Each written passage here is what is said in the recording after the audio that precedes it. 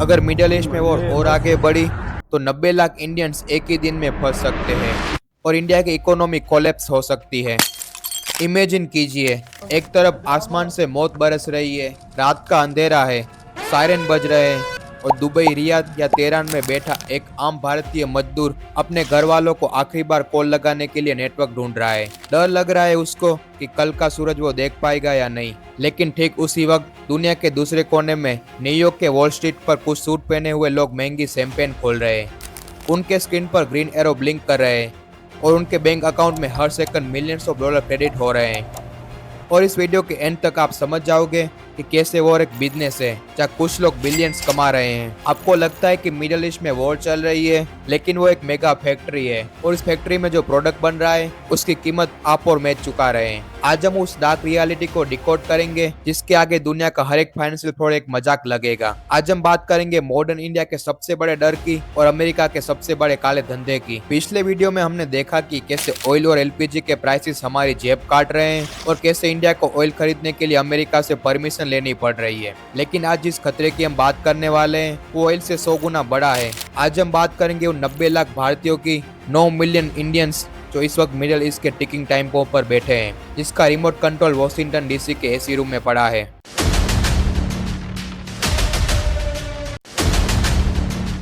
कई बड़े बड़े यूट्यूबर्स आपको 24 घंटे वॉर दिखाते हैं। इजराइल ने कितनी मिसाइल दागी, ईरान ने ये काउंटर अटैक किया, अमेरिका ने ये स्टेटमेंट दिया। लेकिन कोई एंकर आपको ये नहीं बता रहा कि अगर ये वॉर सच में एक लेवल और आगे बढ़ गई तो इंडिया की इकोनॉमी एक ही दिन में 10 साल पीछे चली जाएगी। ध्यान से सुनिए, मिडिल ईस्ट में काम करने वाले 90 लाख इंडियंस इंडिया के सबसे बड़े और सबसे इनविजिबल इकोनॉमिक पिलर है। ये लोग 50 डिग्री की तपती गर्मी में क्रेन्स पर चढ़ते हैं, बिल्डिंग्स बनाते हैं ताकि हर साल लगभग 130 से 135 बिलियन डॉलर, ध्यान से सुनिए, 135.4 बिलियन डॉलर्स का रेमिटेंस इंडिया भेज सके। ये पैसा हमारे फॉरेन एक्सचेंज रिजर्व की रीढ़ की हड्डी है। ये पैसा हमारे देश के हजारों गांव और छोटे शहरों की ग्राउंड इकोनॉमी को जिंदा रखता है। अब यहाँ आता है हमारा पहला ट्विस्ट। सोचिए, अगर वहाँ फुल स्केल वॉर डिक्लेयर हो गई तो क्या होगा? ये 90 लाख लोग वहाँ फंस जाएंगे।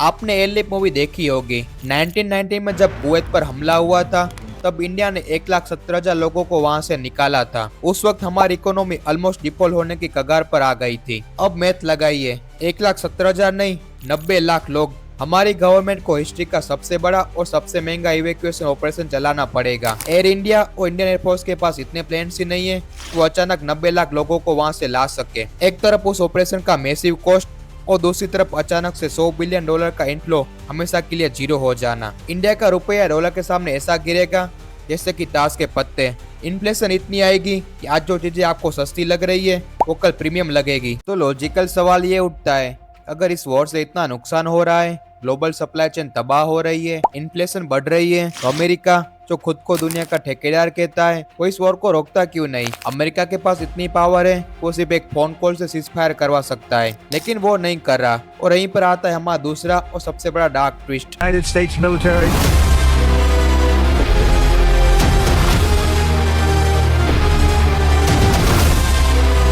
अमेरिका वॉर इसीलिए नहीं रोक रहा क्योंकि अमेरिका वो रोकना ही नहीं चाहता। पीस, शांति अमेरिका के सबसे बड़े बिजनेस मॉडल के लिए गाली है। Welcome to the American military industrial complex, दुनिया का सबसे बड़ा, सबसे लीगल और सबसे खौफनाक खून का व्यापार। जब भी टीवी पर किसी बिल्डिंग को मिसाइल से गिरते हुए देखे तो डरने के बजाय बस एक बार अमेरिकन स्टॉक मार्केट खोलकर देखिए। एक सेट पैटर्न है, जैसे किसी देश पर पहली मिसाइल फायर होती है पूरी दुनिया का स्टॉक मार्केट लाल हो जाता है, क्रैश कर जाता है। इंडिया का सेंसेक्स गिरता है, निफ्टी गिरता है, लेकिन 4 ऐसी कंपनी से जिनके स्टॉक उसी दिन रॉकेट की तरह ऊपर भागते हैं। Lockheed Martin, Raytheon technologies, general dynamics और नॉर्थरूप ग्रमन। ये वो कंपनी है जो फाइटर जेट, प्रिसीजन मिसाइल्स और कॉम्बैट ड्रोन बनाती है।